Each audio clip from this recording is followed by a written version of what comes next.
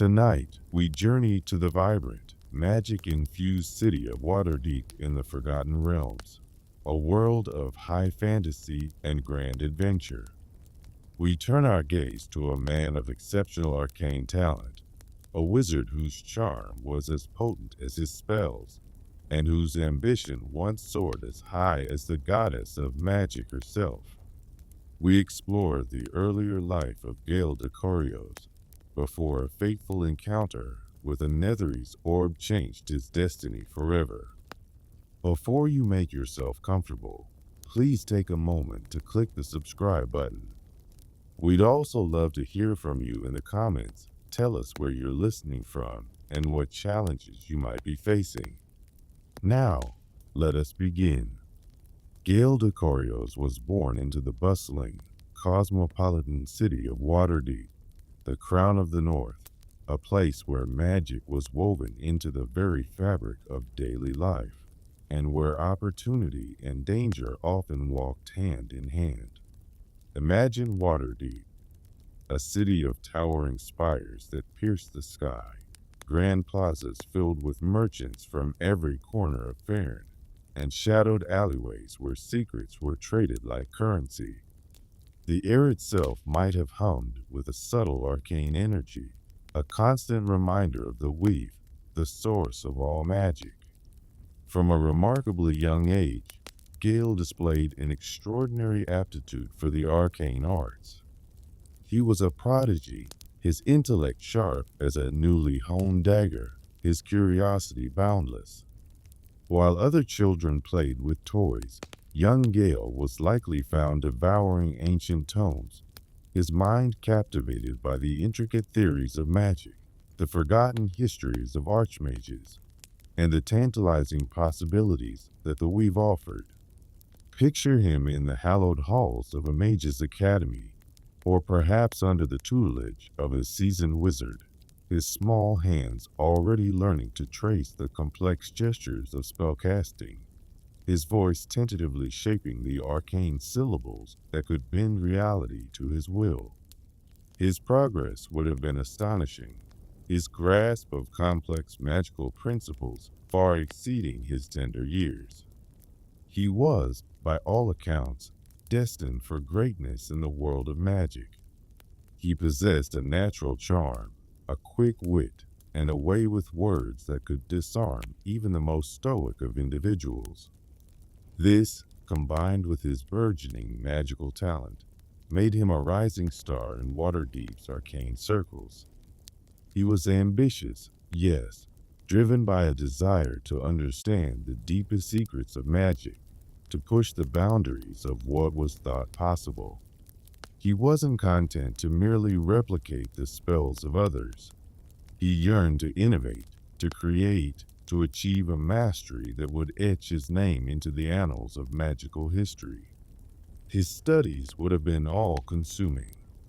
Imagine him spending countless hours in vast libraries, the air thick with the scent of old parchment and dust, poring over ancient scrolls that detailed forgotten spells and powerful artifacts.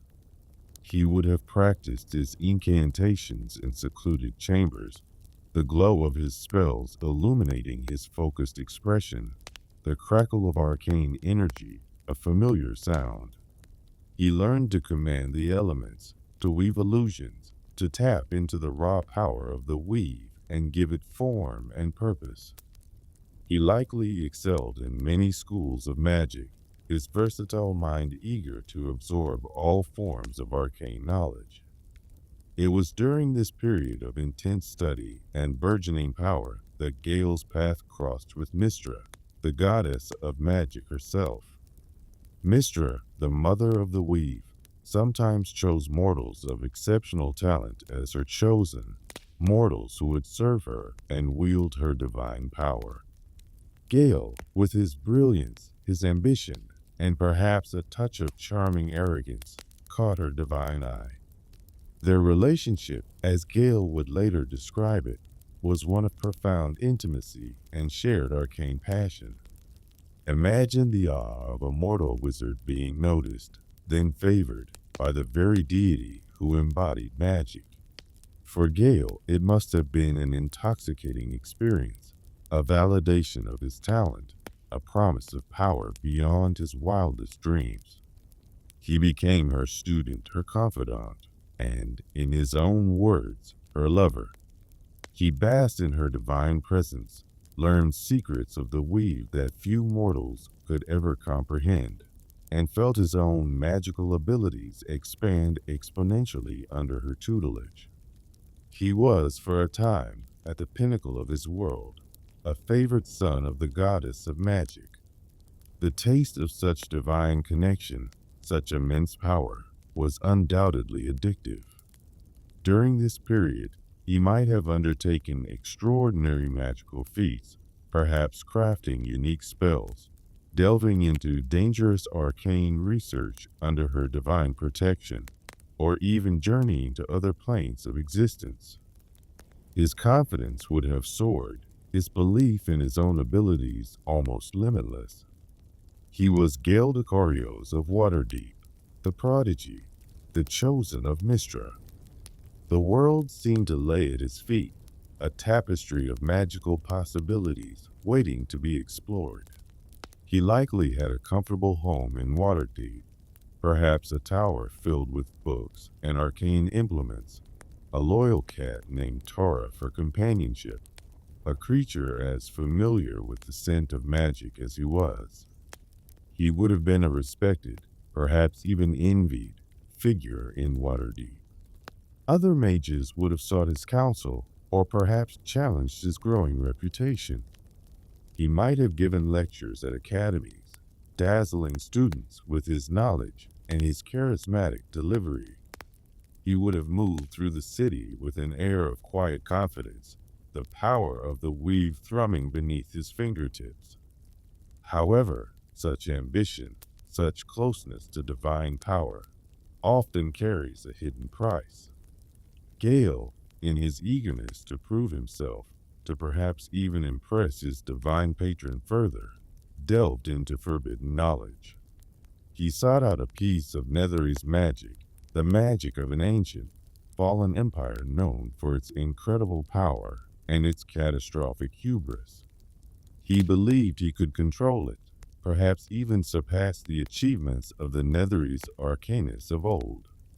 He found a fragment of the weave, a sliver of raw, potent magic, encapsulated within what would later become known as the Netherese Orb. His intention, he would later claim, was noble: to return this lost piece of magic to Mystra, to prove his worthiness and his devotion. But handling such raw, untamed power is a perilous endeavor, even for a wizard as skilled as Gale. The details of what precisely happened remain shrouded in the mists of his memory, and perhaps his own reluctance to fully confront the extent of his ambition. But the result was catastrophic. The Netherese Orb became embedded within his chest, a ticking magical bomb, a conduit of immense destructive potential that threatened not only his own life, but the lives of everyone around him. This event marked the abrupt and tragic end of his golden age. Mystra, perhaps seeing his actions as reckless, as a dangerous overreach of mortal ambition, or perhaps simply unable to safely undo what he had done, turned away from him. The divine connection was severed. The favored chosen became an outcast, a man living on borrowed time, his body now a vessel for a power that could obliterate a city. The charm, the confidence, the boundless ambition, all were now tinged with a desperate urgency, a quiet fear, and a profound sense of loss. He, Gale Dekarios, who had once walked with a goddess, now faced a lonely, uncertain future, desperately seeking a way to control the destructive magic within him, to atone for his hubris, and to somehow reclaim a semblance of the life he had lost.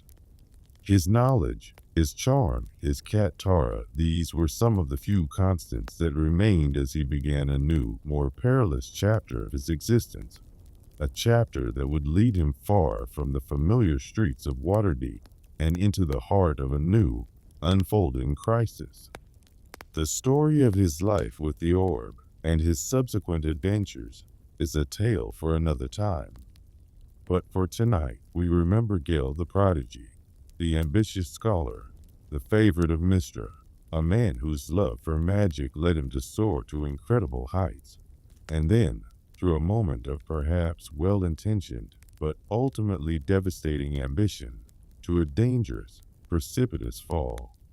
As the image of young Gale, surrounded by the wondrous glow of arcane energies in his Waterdeepian study, gently fades from view, may your own ambitions find peaceful expression in your dreams.